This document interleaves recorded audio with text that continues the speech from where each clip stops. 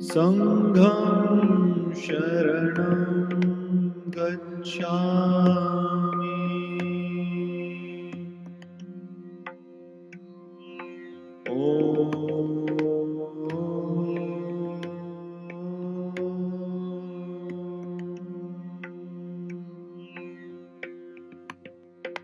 Buddham Sharanam Gacchami.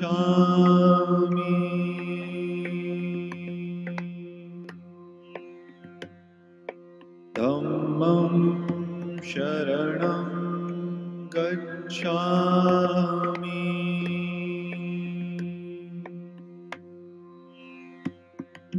Sangham Sharanam Gacchami.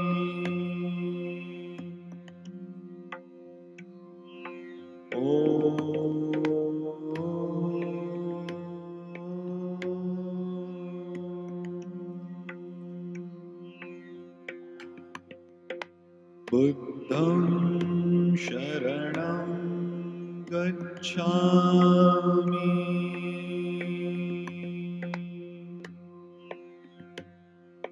Dhammam Sharanam Gacchami.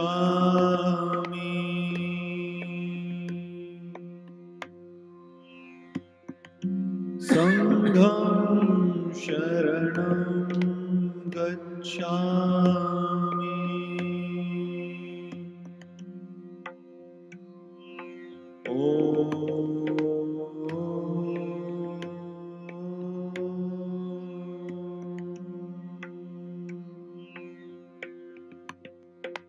Buddham Sharanam Gacchami.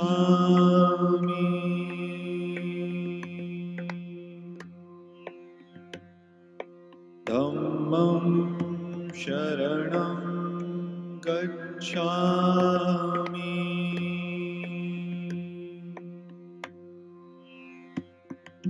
Sangham Sharanam Gacchami.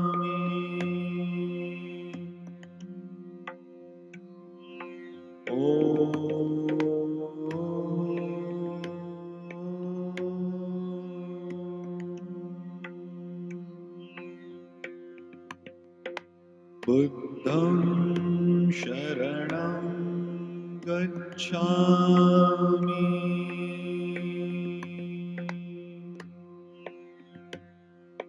Dhammam Sharanam Gacchami.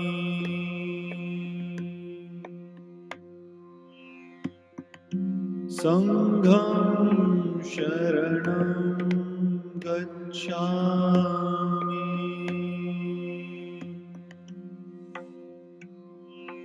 Om.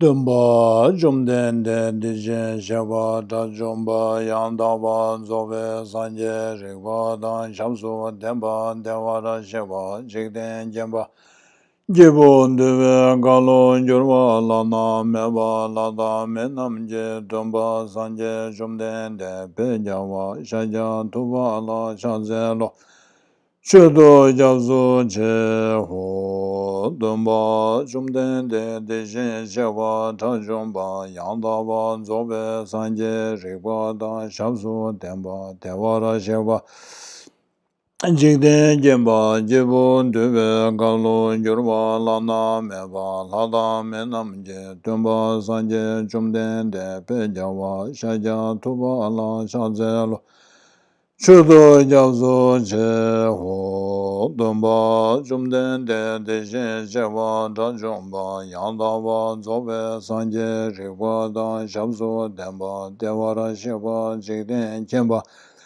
Jibun Dube Galo Jurba Lana Meba Lada Menamje Dumba Sanje Chumden De Penjawa Shaja Tuba La Chazelo Chudo Jabzo Je Ho. Excuse me.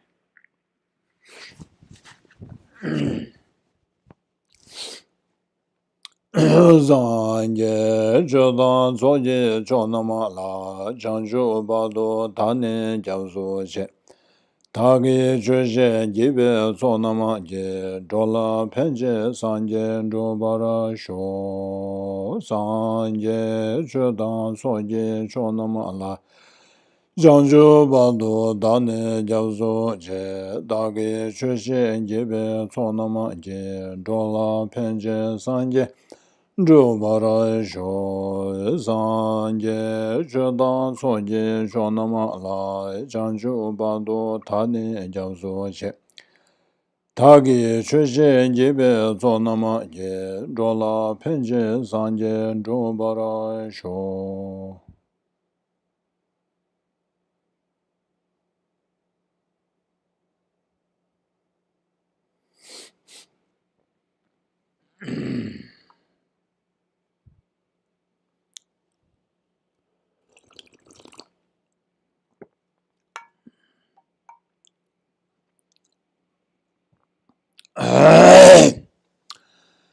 Good morning.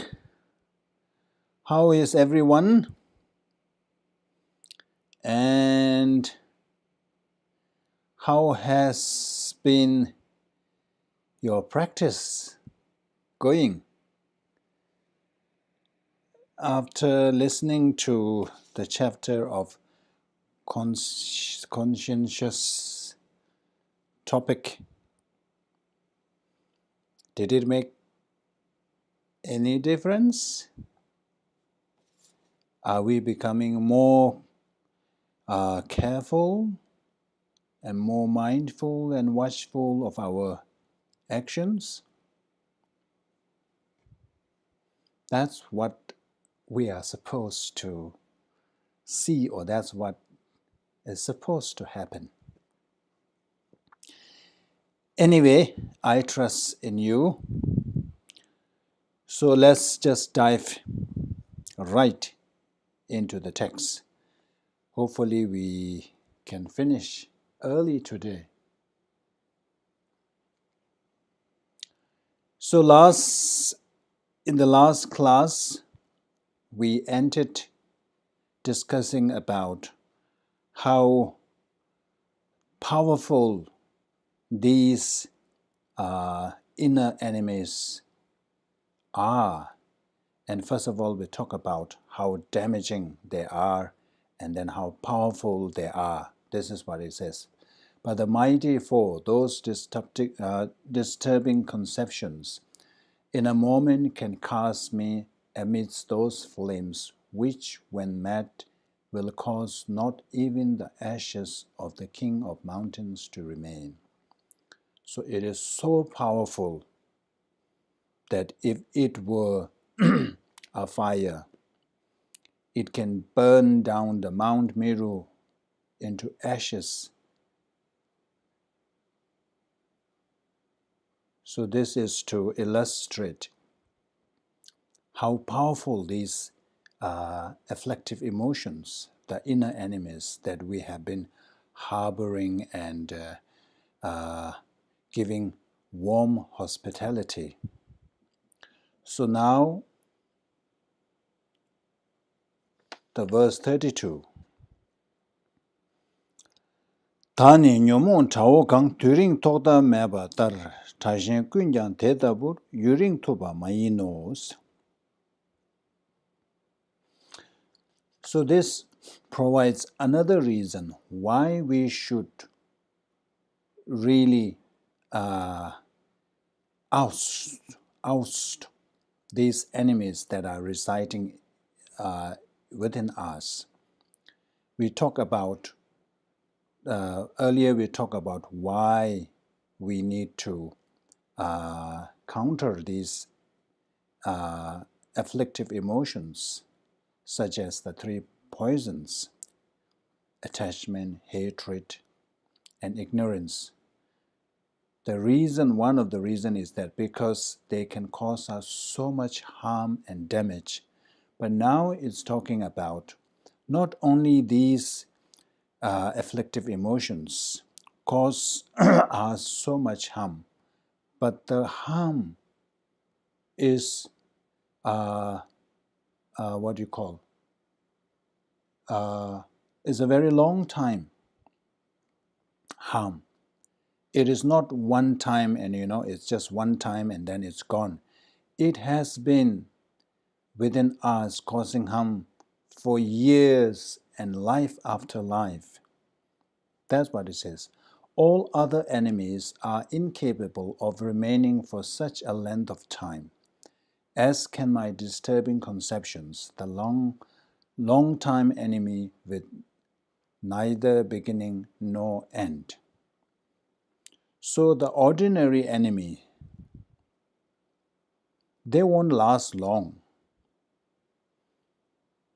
They don't even last or remain our enemy throughout our lifetime. Some can turn or become our friends. But even those who remain enemy the whole life, they will die. Once they are dead, that's it. And those enemies, when did they started to inflict harm onto us? Maybe in our, late 30s, 40s, or maybe in our teens, or maybe later years. So it is quite a short period of time. Nobody becomes enemies the moment we are born. Through our interaction, then some people became our friends, some people became our enemies. And their harms are not long-lasting. They won't last for long. Whereas these enemies, the inner enemies, they have been with us in our past countless lives, and it will remain with us as long as we don't remove them, as long as we don't oust them from our mind stream. All other enemies are incapable of remaining for such a length of time, as can my disturbing conceptions, the long-time enemy with neither beginning nor end. So it has been with us from the beginningless time, and if we don't do anything about it, it will be with us. But if these are helpful, or even if they are not helpful, at least if they don't cause us harm, if they don't inflict harm, it is okay to harbor them. Even if they cause harm, if the harms are not that severe, not that damaging, we can still kind of tolerate if it were just a trivial harm. But these afflictive emotions cause severe, damage. That's what Shantideva is saying. For that reason, we should not provide a warm hospitality to these afflictive emotions. We should kick them out.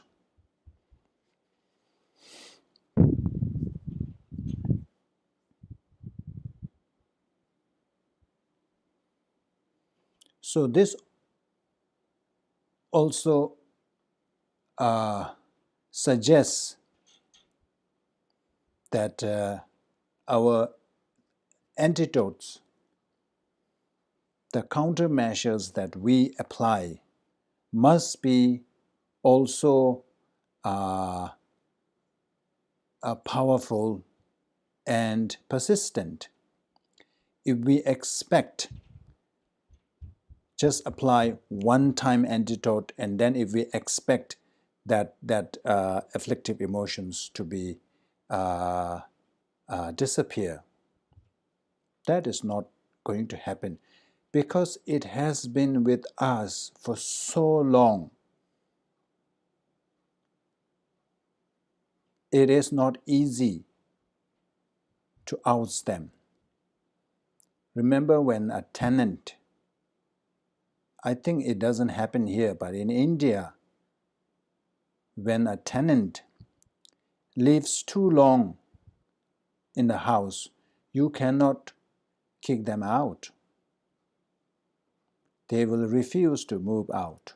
And I think there is some, I don't know, the legal precedent or whatever it is that allows that after certain years, you can remain forever.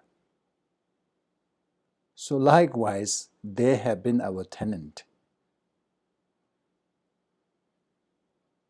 Very naughty and disturbing tenant for years and years. So in order to kick them out, we really need to be prepared and come with some solid kind of a measure to kick them out. So that's the point here. Tumba rimdu tenche na tamje pendang teche la nyomo namni tenche na chirishing tunyen nyoba ches.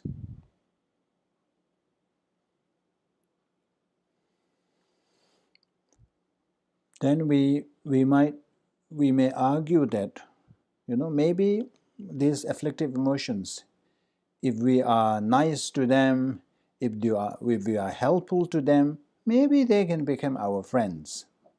The way, it happens with our ordinary enemy. And Shantideva says that is not the case. If I agreeably honor and entrust myself to others, they will bring me benefits and happiness.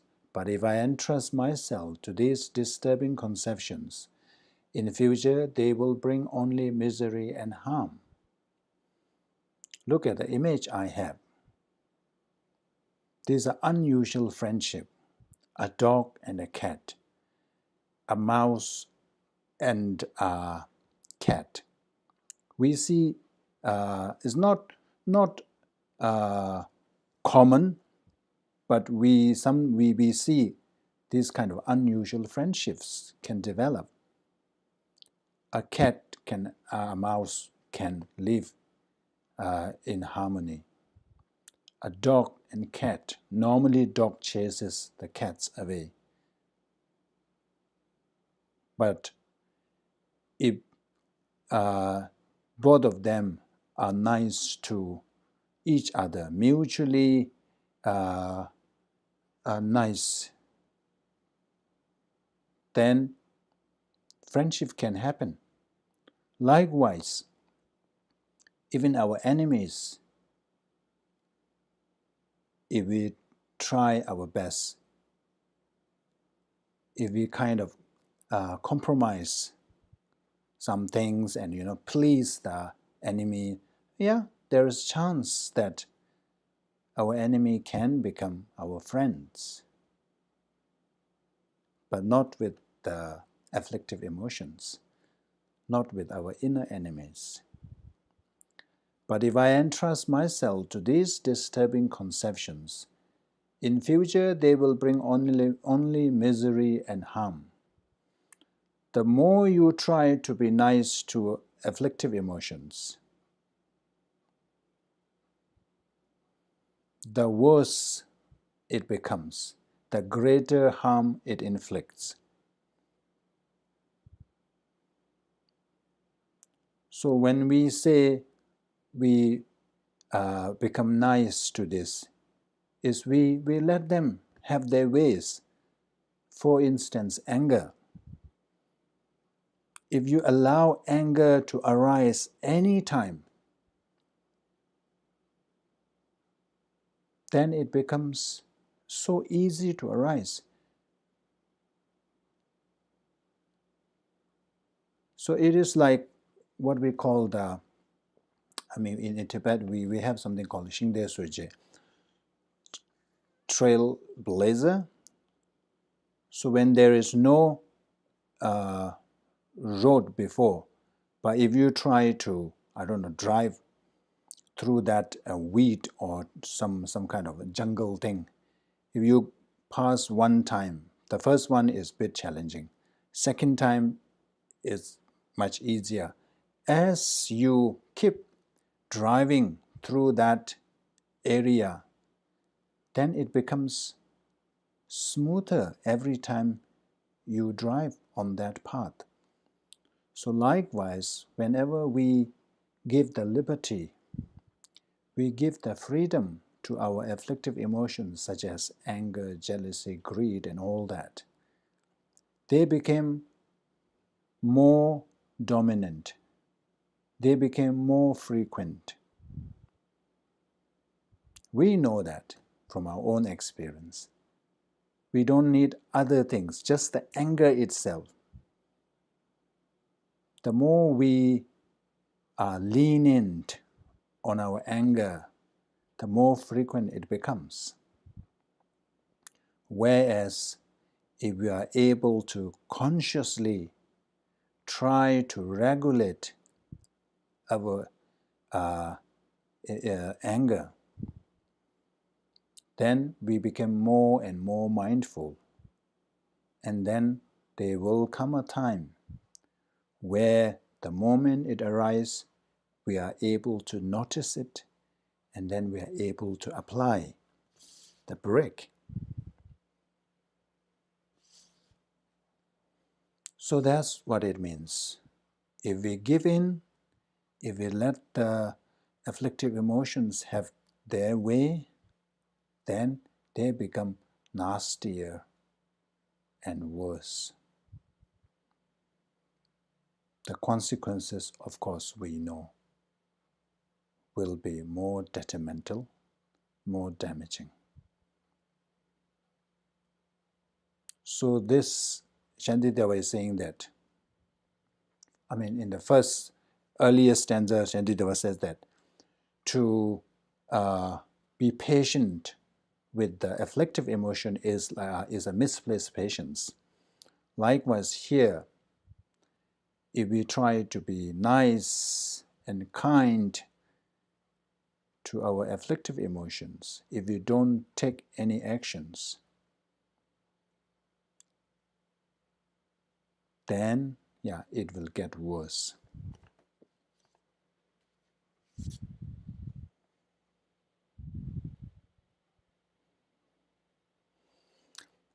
The analogy used to illustrate this point is like feeding snake with milk. So there's this myth, I don't know whether there is any truth in it or not.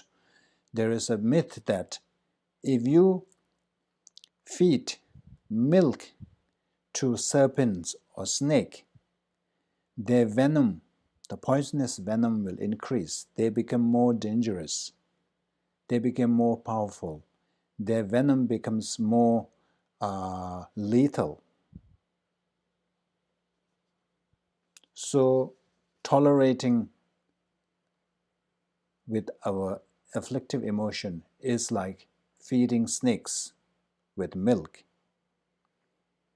Instead of snake becoming calmer and less dangerous, it becomes more dangerous and more lethal, more poisonous.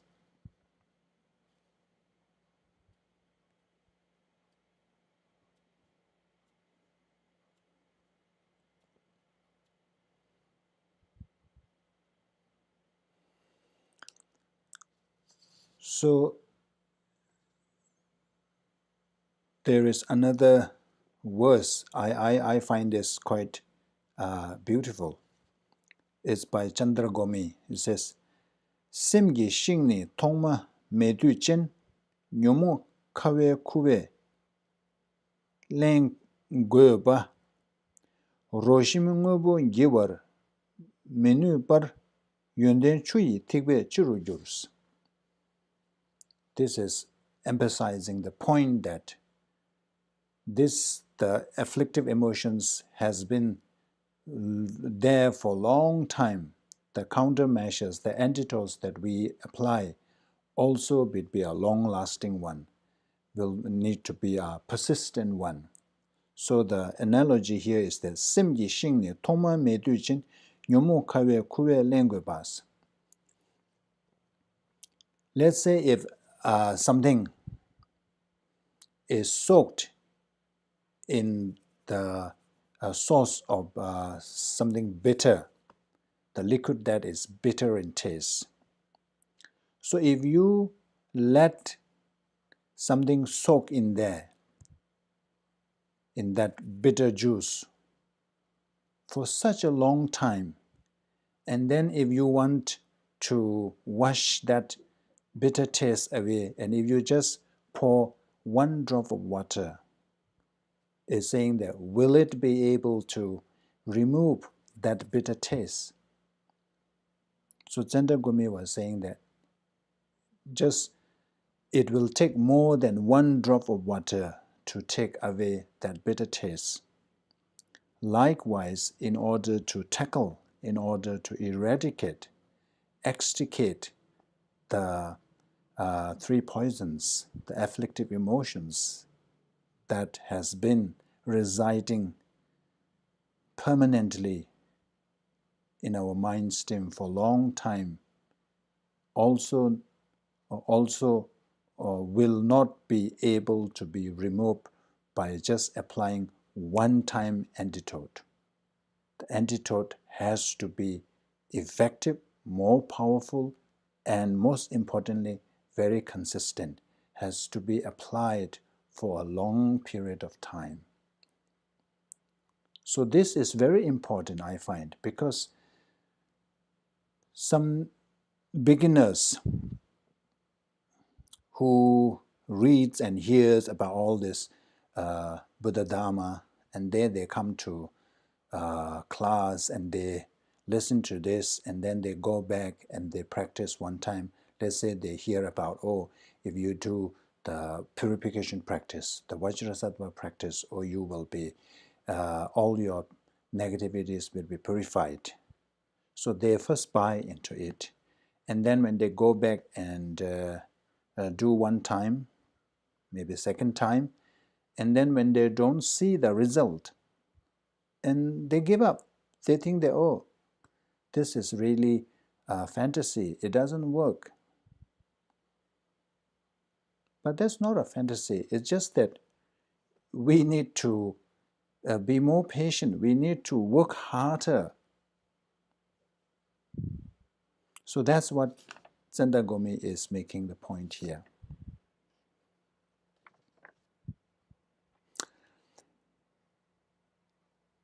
Teta yuring gyunja tar juba nöbe sorab pewe gyuchikbu dagi nyingla nyebara nechana kowar jigme gawar kala gyururus. So this is more like a summary of all the flaws or the faults of the afflictive emotions that we discussed earlier. So it says, while in cyclic existence, how can I be joyful and unafraid? If in my heart I readily prepare a place for this incessant enemy of long duration, the sole cause for the increase of all that harms me, the why we are in samsara in the first place is all thanks to our afflictive emotions. And while we are in samsara, we undergo all kinds of unpleasant experiences. We experience misery, suffering, pain, all kinds of unpleasant experiences.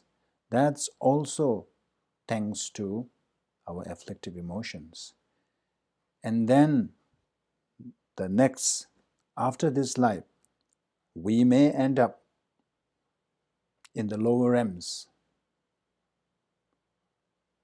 And if we did, the sufferings that we have to experience are unimaginable compared to what we experience on earth, or let's say as a human being.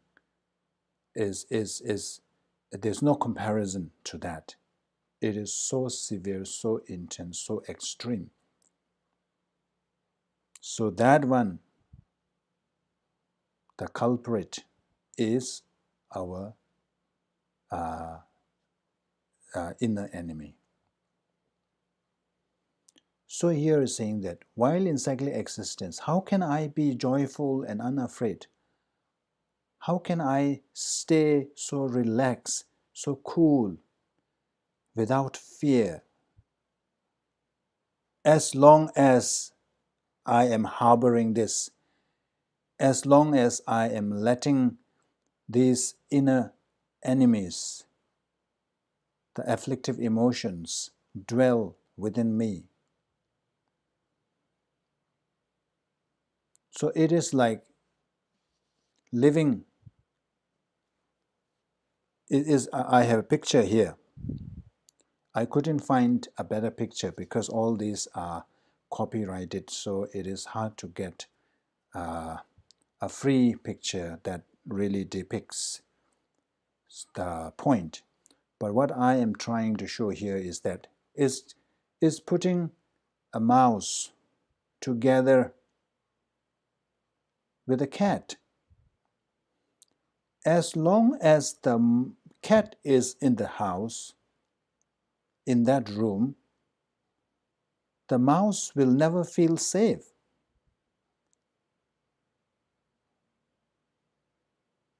The mouse has to live with constant fear. It's also like sheep and wolf. You cannot put these two together. There's bound to happen. Something bad is bound to happen. If you keep a wolf and a sheep together in one room. So that's our situation. We don't realize that. We have this thing inside us, within us, that is the source of all our problems, all our suffering and pain. But we are not doing anything about it. We are all looking outside to fix things. That's why we always say we have to look inward and really identify the real culprit, the real source of suffering and pain, and then tackle that. Unless and until we do that, no matter how effectively we fix our conditions, external conditions, it will be it won't be a beneficial thing. It will never fix. Let me rephrase. It will It will not provide a permanent solution. It will be more like a quick fix. Yes, you fix a little bit here for short term, and then the same thing happens. It is like putting a tack saw on a cracked pipe. It will hold for a while, but until you replace the that burst pipe with a new one, you will continue experience the trouble. So that's what Shantideva is saying.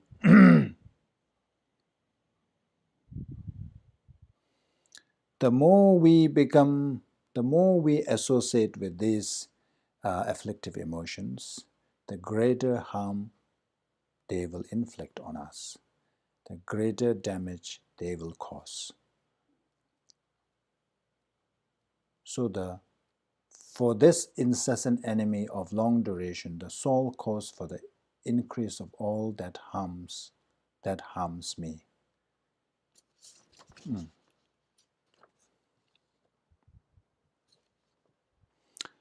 Korbe zunre sungme nye so su, suje shemara gyuba dedani, kede lo ne chakbe tawana nena tala, tewa kala yus.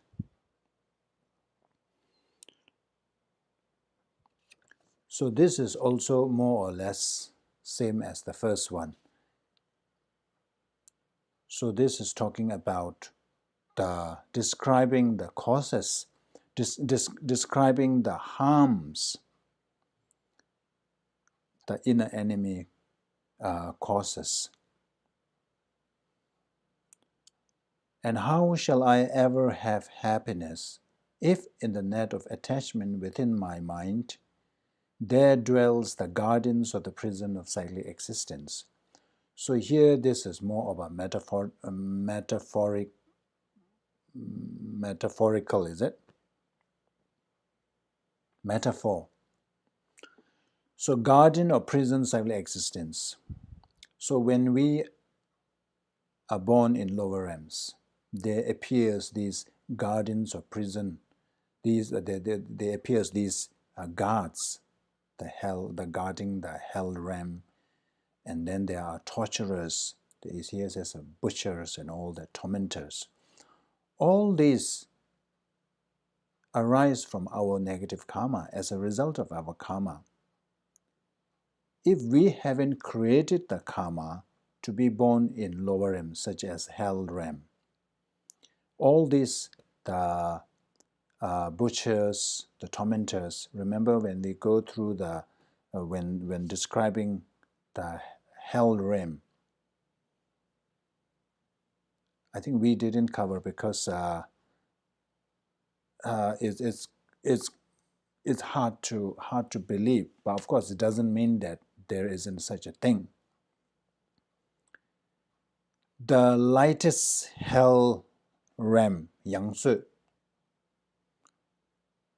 is where once you are born there, the moment you are born there, you will have kind of a remembrance. You will remember your past life for a moment, and you will remember what you have done, and there is a huge remorse or regret. And then, due to the force of karma, suddenly all kinds of weapons appear in your hand. And then from the sky there is this announcement which says that there's something that goes on. And then they started fighting. There's no reason. The other person, you don't know the other person, but because of the force of karma, there is such a strong anger, strong animosity, and you started fighting, killing each other. But because of karma, even though your body parts are cut into pieces, but you won't die, but you will feel the pain. And then, eventually, of course, you will die.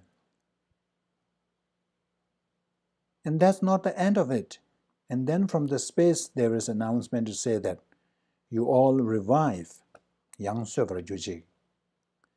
And then suddenly you are back again. This continues on.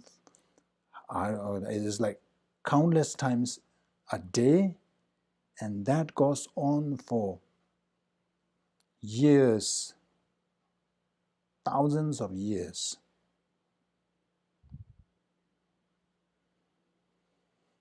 So all this happens because of our karma. Our karma is because of these, our good friends, these that has been residing within us. So these are kind of description of the function or the harms these afflictive emotions cause. Like there dwell the gardens or the prison of cyclic existence. So because of these afflictive emotions, we cannot escape. We are kind of bind into samsara. In order to escape from samsara, we need to eliminate these afflictive emotions. As long as they reside within us, we are tight. We are trapped. We are ensnared in that delusion and all that in samsara. And then the worst is it can bring us to lower realms. When we are there, you will have these creatures which are created by our own karma as a result of the afflictive emotions.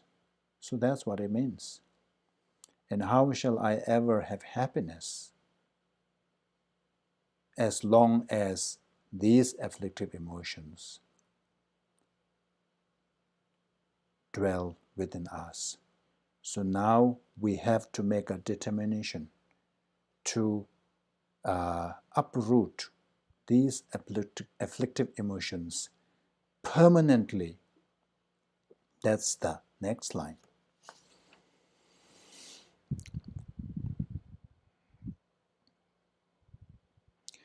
Tedar chisi tagi tadi ngonsumdu nyebarma chum. Tisi tadir tsum mindur rishi noji chungulayan choy gyurba ngaje donam tema chumbar nimi ungs. So now what we should be doing is that we have to make the determination to really fight. Now that we have identified the real enemy, so it is now time to do something about it. Just identifying the enemy and doing nothing doesn't help. So here it says, therefore, as long as this enemy is not slain with certainty before my very eyes, I shall never give up exerting myself toward that end. So I'm going to work hard.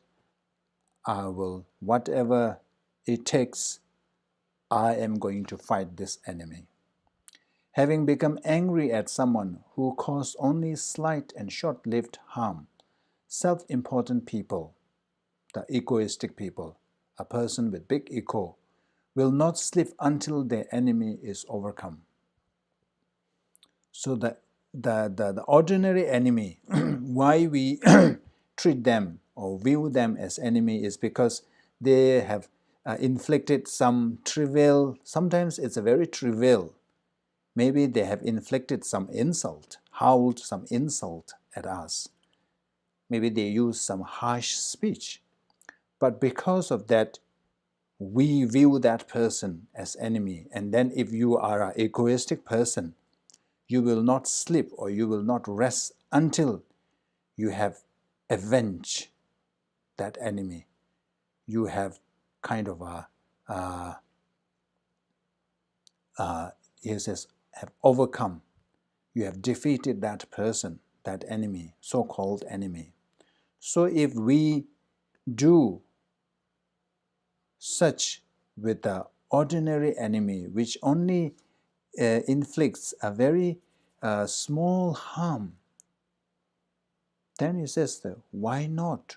Why shouldn't we be like that when it comes to the inner enemy, which has caused so much damage, which has given us so much harm, not just this lifetime, life after life. And so I shall never give up exerting myself toward that end.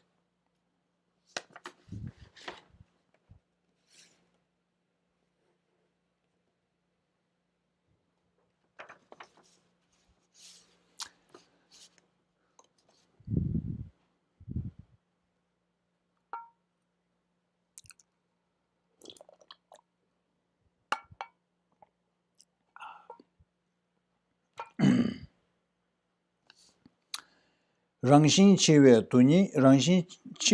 tunyi gyurwe nyomon ta yungur ngarze nengi shombar dyoba yang dadung tsungi pobe tunyi kese ne tomar drubar chicho jebar miji na dadu tunyi kungi gyur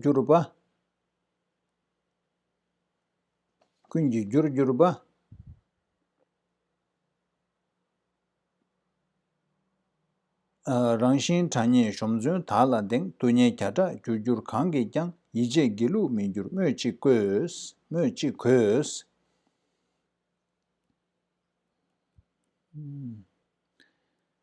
So now that we have taken the determination, then we can see that it is very challenging. We will face so much challenge. We have to endure so much pain. So now is Shandita was saying that it is worth enduring this pain, because if while engaged in a violent battle, vigorously desiring to conquer those whose disturbing conceptions will naturally bring them suffering at death, men disregard the pain of being pierced by spears and arrows and will not withdraw until the day is won. So in ordinary battle, when you are determined to slay the enemy, what would you do? Even though in the fight we ourselves are speared and there's cut here and there's so much pain, but we will tolerate that pain and still exert and go ahead to kill the person. We will not rest, no matter how much pain we are experiencing. We will still continue fighting until the day is won. So if we are that kind of determined, our determination is so strong when it comes to destroying an ordinary enemy, which actually you don't really need to kill them, because eventually that enemy will die. There is a lifespan. Our enemy cannot live forever. Eventually that enemy will die. But still we work so hard, we endure so much hardship just to kill the person who is eventually going to die. Then what need to mention that I should not be faint-hearted and slothful, even if I am caused many hundreds of sufferings, when now I strive to definitely overcome my natural enemies, these disturbing conceptions, which are the constant source of my miseries.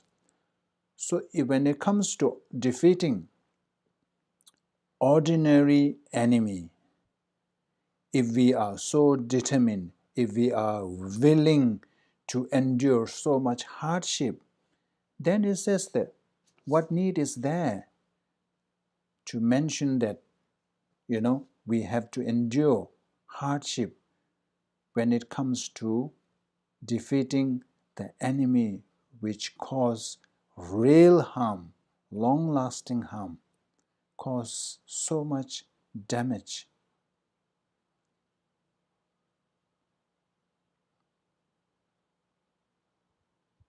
Which are the constant source of our misery.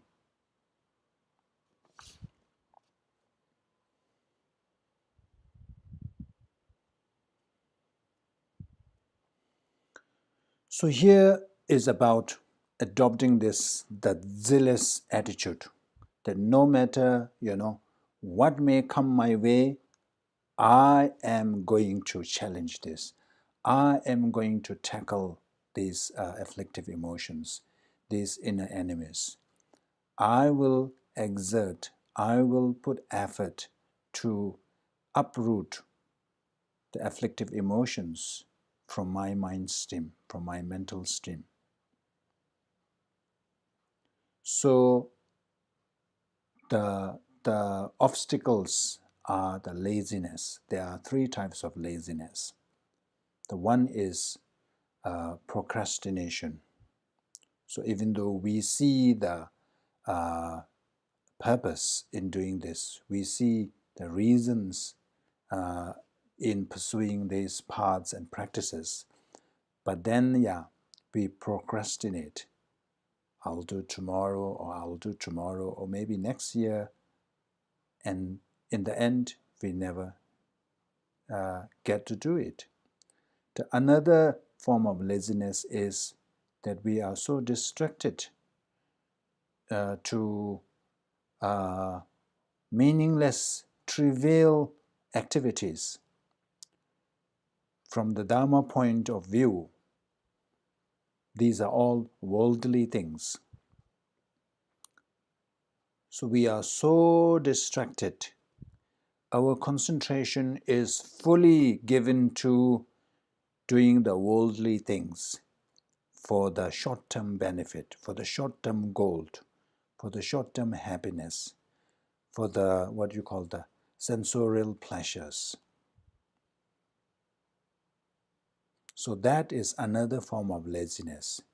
Because of that distraction, we are so occupied and engrossed in engaging in these worldly activities, we don't have time to do real practice. The practices that can help, remove all these afflictive emotions that are the causes of our problems. The third form of the laziness is that discouragement, that I cannot do it.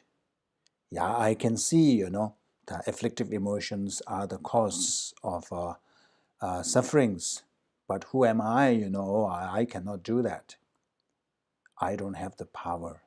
And also, all this requires so much perseverance and so much courage, and you have to put lots of effort. It takes long time, or this is not for me. So these three forms of laziness hinders our practice.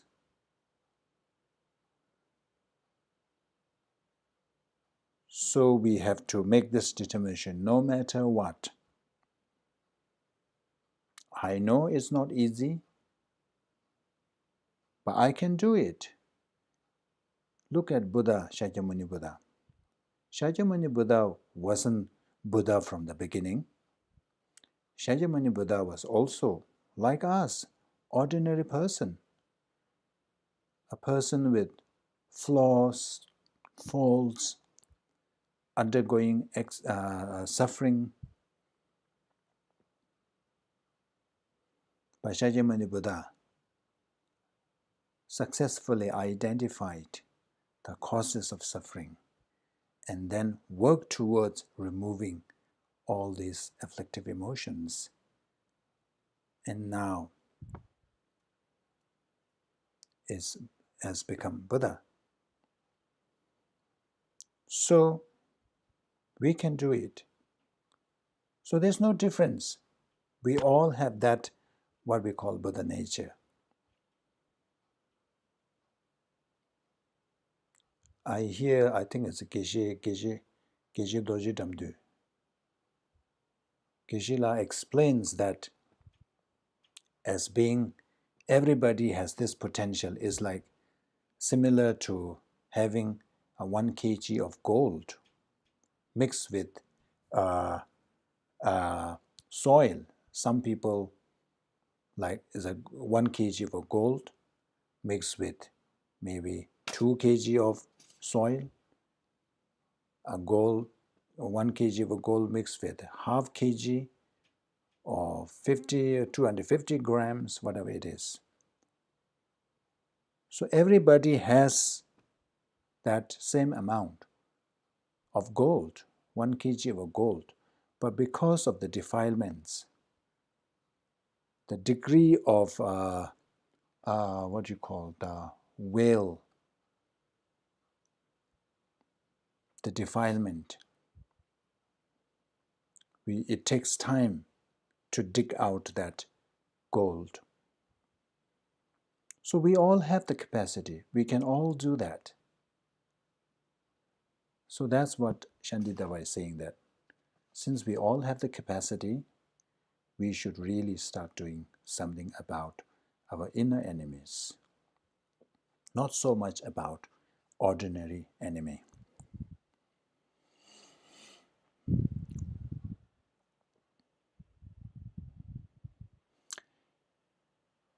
Tome tayi masu toba yang lula gendan dawa se chena tunjen rupji yanda zungyurba tala tunye chichir nöji yins. So now Shantideva provides the reason why we should endure pain when it comes to tackling the inner enemies. So if even scars inflicted by meaningless enemies are worn upon the body like ornaments, then why is suffering cause of harm to me who impeccably strives to fulfill the great purpose? So it's saying there's a greater purpose. So there's a meaning behind such endurance of pain. Remember this famous phrase, quote by Friedrich Nietzsche: "He who has a why to live can manage anyhow," or something. So if we are able to see the meaning, if we are able to see the purpose, then no matter, it's similar to if there is a will, there is a way. So he's saying that if ordinary people, when they go to war or battle, or if they're able to defeat their enemies in the course of that battle or that war or that fight, so if they have cuts and then it becomes a scar, people wear it as an ornament and boast about it. This is the scar when I killed this and that. So if people do that, then it says, why not? When we are striving to fulfill the greater purpose, which is to really remove the source of our suffering.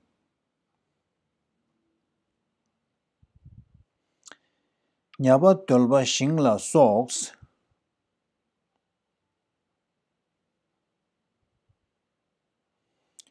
Nyaba tolba shingba la soba rangi sowa tsamshi semba yang changdan sala sobe nöso na drowa tejir tade chi misus.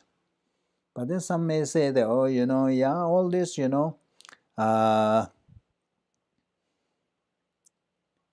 we need to tackle all this, but then, it's too much suffering, too much pain. So it's better to, looking for easy way. You say, oh, is there, we can do it without undergoing suffering. It is not worthwhile tackling this and enduring pain. So to answer this, it says, if fishermen, hunters, and farmers, thinking merely of their own livelihood, endure the suffering of heat and cold, why am I not patient for the sake of the world's joy?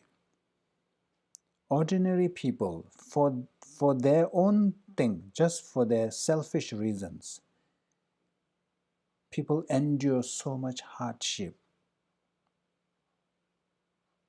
Fishermen, hunters, farmers, they put themselves into so much risk. Like hunters, of course, nowadays hunting has become a hobby. You are in a safe location and you have all these modern weapons. But early days, those who really live in jungle, there is so much danger to their own life when they go hunting. And then farmers, life is so hard. I am a farmer's boy, and I know, I have seen that. So on our land, by here, I think here farmer and India and Bhutan and all this farmer different. But I was told that in America, if you are a farmer, you are considered quite wealthy. And then, yeah, you have all kinds of machines to do the work. But back in India and Bhutan, everything is manual. So one of the main harvests is potato. So once potato is planted, so we have to sleep in the field to protect the potato from deers, then what you call wild boar and all this. So we have this small kind of a hut built in the middle of the farm, middle of the land, and then every now and then you have to wake up and then make some noise, and we have this what do you call the tin which has this kind of made into a bell, and then you have to just ring it. You have to pull it and it makes a loud sound just to chase the animals away. So whether it's cold or whether it's rainy, you have no choice. You have to sleep in that shed. And then how many times you wake up throughout the night. And then morning, early morning, you are already back to the day's routine. So it's very, very tough life. But we do it, people do it, because for our livelihood. But here it says they endure the suffering of the heat and cold. Why am I not patient for the sake of the world's joy? We are also enduring those, bodhisattvas and those practicing. Especially we have taken the bodhisattva vows. So we need to train in the path. But in the course, it is not easy. There are many challenges. But it says it's worthy of enduring this pain because it is not for our own sake. It's not for selfish reason. We are doing this for the sake of world's joy, for the sake of all sentient beings, to benefit all sentient beings, to liberate sentient beings from the suffering existence and lead them to Buddhahood, which is the state of permanent joy. So whenever we feel down or low, if we feel like, oh, this is too much, this is too difficult, think of that. Think of this line. We ourselves have done we ourselves have endured so much hardship. And for what? It's just for a small thing. Maybe to make extra bucks. Some people do night shifts just to get paid more. So if we are willing to do that, if we are willing to endure hardship for this life's thing, for one person's thing, then why not for the welfare of all sentient beings?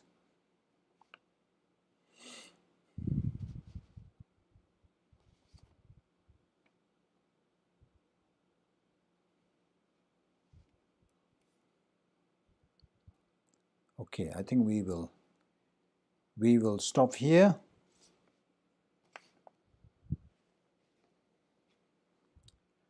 Let's say dedication prayers. Tagi jini zakbe gyawa de tendan dowa kunla kangpendan kebara chuzun losan tabayi tenbe nyingbu ringdu seje sho jambe payu chedara kemba dan kundu sambu tenyang tejen. Deda gwingi jesu dalobje gyawa deda tamje rabdu ngo tuzun shekbe gyawa tamje gi ngowa kanla chodu ngabad Dagi gewe zawa digun yang sambo chuje rabdo ngowa ranki. Okay, thank you.